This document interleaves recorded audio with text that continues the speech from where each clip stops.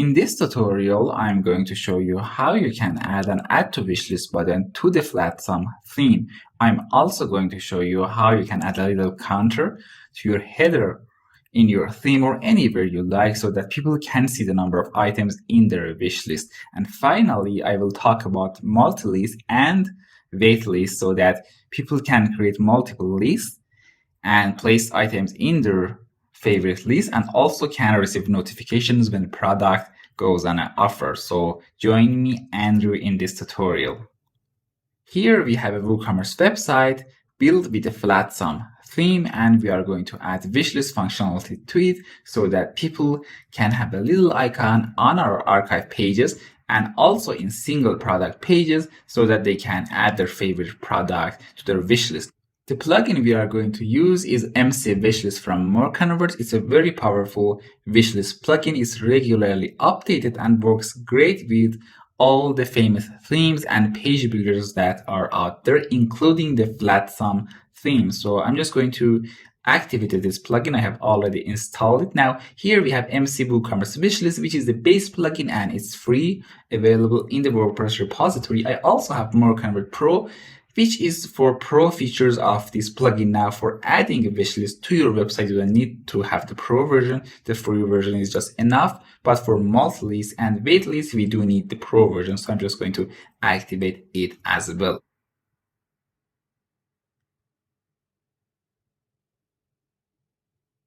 So now we have WooCommerce, and the first time you just visit it, you have this wizard that we're just going to ignore because the default settings are just fine and you can just change them later. Now, out of the box, we get this little heart icon on every product. And when we click on it, it's just going to add the product to the wish list. And the next time you click, you can see your wish list. Now, this is the default way it just works. Now, as you can see, it's overlapping with my sale badge, but it's just fine because we can control where this icon must be shown and how it's shown. So let's just see how we can do it. So I just have to bring my admin panel and then WooCommerce and finally wish list. So here we have a bunch of settings, but we are interested in this wishlist button. So here, as you can see, we have the button position. So it's by default on image top left, but here we can just set it into on image top right. And now if I just save changes and refresh my website, so let's just close this and refresh my website and bring the store. Now, as you can see, it's on the right and no longer overlapping with my. Now we also have more features and customization options that you can just play with. For example, here we can set it into bottom left and bottom right, or after summary, or even after add to cart or before add to cart. So you have some options here on where it's actually positioned. So here, if I just refresh my website, you can see that it's here after add to cart. So you have these options. We also can change the button icon. By default, it's this heart, but for example, we can set it into a star. We also can have our custom icon. So you can just simply grab an SVG from the internet and paste it there. We also can change the icon color for the normal mode and the hover mode. And we also can set it into icon and text, which will also display the text with it. We also do have the same setting for our wishlist button in our product listing. So this is for your archive pages, your search page, anywhere that your products are listed. So you have the very same options here as well.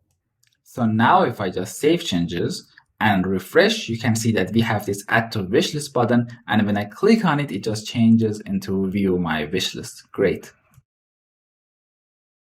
And here we have this text customization, which allows you to change the default text. So if you have product added, add to wishlist, view my wishlist, you can just customize all of them to your needs.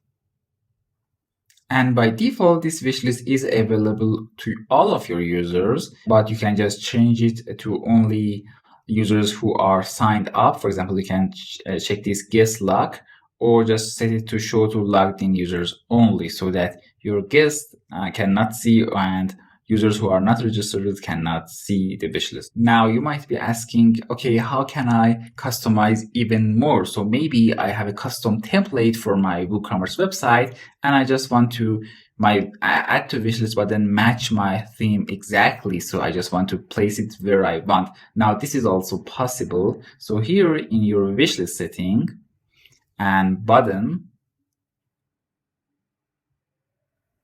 we have this shortcut option. So when we use this shortcut, it's just going to not add the button itself, and you just have to manually add it in your templates. So let's just do it. Here it's just giving me a shortcut, and in this tutorial I'm just going to use the Pro version of Elementor to create a custom layout for my products. And we don't need this shortcut because this plugin, the MC Wishlist plugin, works greatly with Elementor, and it has its own dedicated widgets for Elementor. So all I have to do is to just bring my templates and theme builder, and of course a single product. We can also have our archive pages. And then I'm just going to insert one of these default ones because we do not have time to create one from scratch. So let's just pick this and insert and apply. So now it's just going to give me a new look for my WooCommerce pages. But the great thing is that we have this more convert widgets for Elementor. So I can simply grab add to wishlist from here and add it. Now, if you're using any kind of other page builder and you do not see these dedicated widgets, you still can use the shortcut and paste the shortcut, and it just works fine. So it will just give you the same result. So here I can simply grab my more convert wishlist, add to wishlist widget, and just place it anywhere I want in my Elementor design. So let's just put it here, and it just works. So I can place it where I want. So here, for example, you can just have it there. And of course, we have the styling options available to us in Elementor. So we have the same options that we have in this setting, for example, text color, icon color, but even some more. For example, I can give this button a border color like this, and I can control it both for the normal state and also the hover state.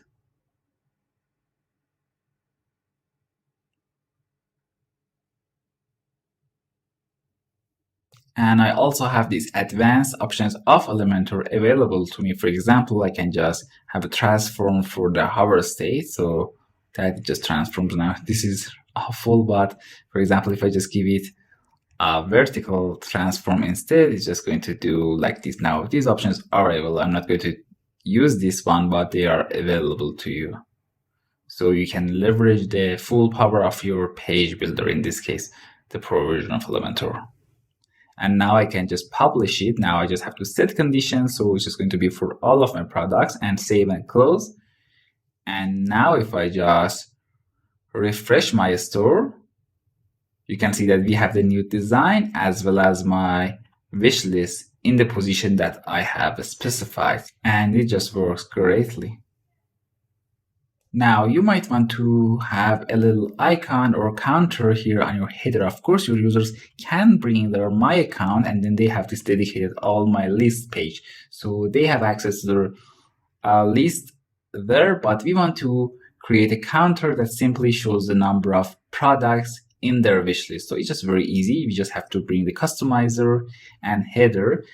And now I can just simply grab the widget I want from the bottom, and as you can see, we have the widgets from the MC wishlist because it just works with the Flatsome theme. So here I have wishlist counter. I can just simply grab it to the place I want, for example, here at the top, or maybe here beside the account, and it's just going to show the number of products in the wishlist. So if I just publish, you can see that it's just working.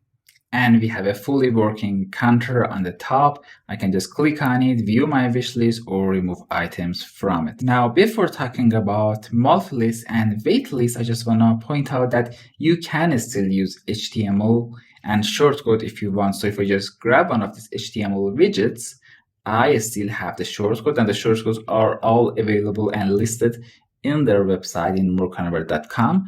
But basically, you can just simply paste the shortcode and it will just give you the same result. This is suitable for other themes that do not have this widget, or if you for any reason want to use the shortcut. So let's just quickly remove these HTML widgets. We do not need them.